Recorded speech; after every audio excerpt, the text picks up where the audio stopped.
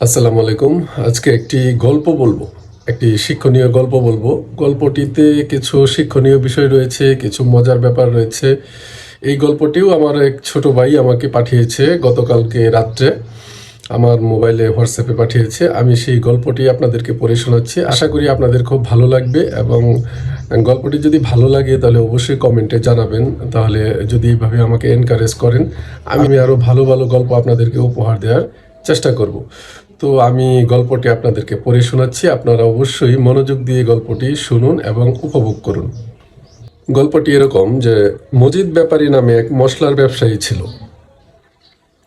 সে প্রতিদিন শহরে গিয়ে মশলা বিক্রি করত। একদিন হঠাৎ করে তার শরীর খুব খারাপ হয়ে যায়, তাই সে সেদিন শহরে যেতে পারে না।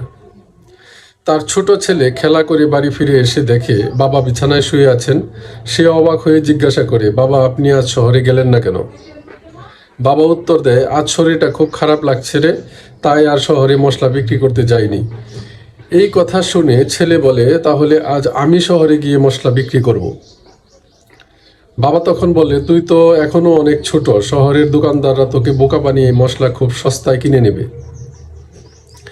এ কথা শুনে ছেলে হাসি দিয়ে বলে, বাবা, শুধু নামেই আমার নাম ভোলা, আসলে আমি খুবই চালাক।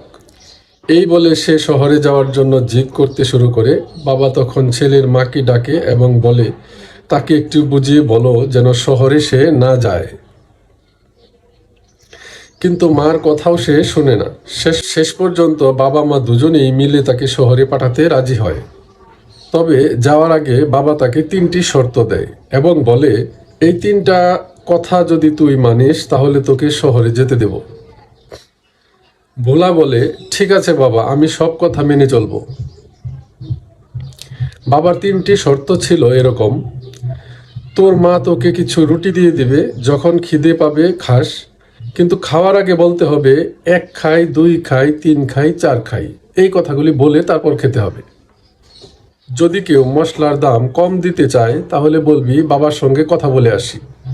এবং যদি কোথাও রাত কাটানোর দরকার হয় তাহলে এমন ঘর নিতে হবে যাতে দরজায় কুণ্ডি থাকে। কুণ্ডি না থাকলে সেই ঘর নিবে না। ভোলা সব শর্ত মেনে শহরের উদ্দেশ্যে রওনা দেয়।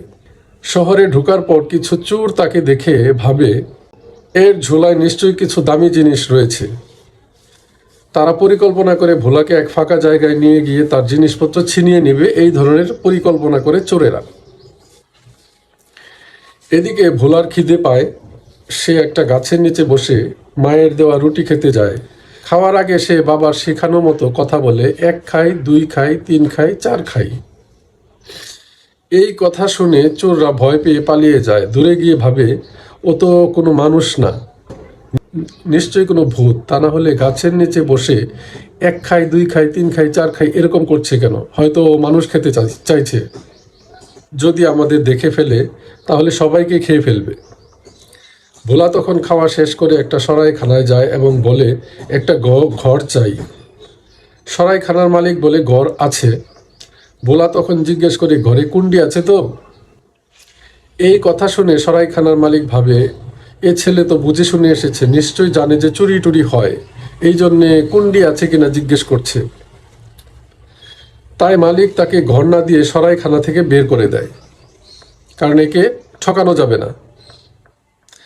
এরপর ভোলা মশলা বিক্রি করতে যায় এবং দোকানদার তাকে বলে, তুমি যে দাম বলেছ আমি তার অর্ধেক দাম দেব। ভোলা তখন বলে, বাবার সঙ্গে কথা বলে আসি। এই কথা শুনে দোকানদার ভাবে, এর বাবা নিশ্চয়ই আশেপাশেই আছে, যদিও অন্য কোথাও বিক্রি করে ফেলে। এই চিন্তা করে দোকানদার পুরো দামেই ভোলার মশলা কিনে নেয়। এখানে গল্পের শিক্ষাটা ছিল এরকম, বাবা মা সবসময় আমাদের ভালো চায়, তাই তারা যা বলে তা সবসময় কোনো না কোনো কারণেই বলে। তাই তাদের কথা মনোযোগ দিয়ে শোনা এবং মানা আমাদের সকলেরই উচিত। গল্পটি কেমন লেগেছে আপনাদের মতামতটি কমেন্টে জানাবেন। আশা করি যদি ভালো লাগে তাহলেও জানাবেন, যদি খারাপ লাগে তাহলেও জানাবেন, কমেন্টে জানাবেন। এবং আমি আশা করব পরবর্তীতে আরও বাস্তব কোনো ঘটনা অথবা আরও মজার কোনো গল্প নিয়ে আসব। তো সে পর্যন্ত ভালো থাকুন। আসসালামু আলাইকুম।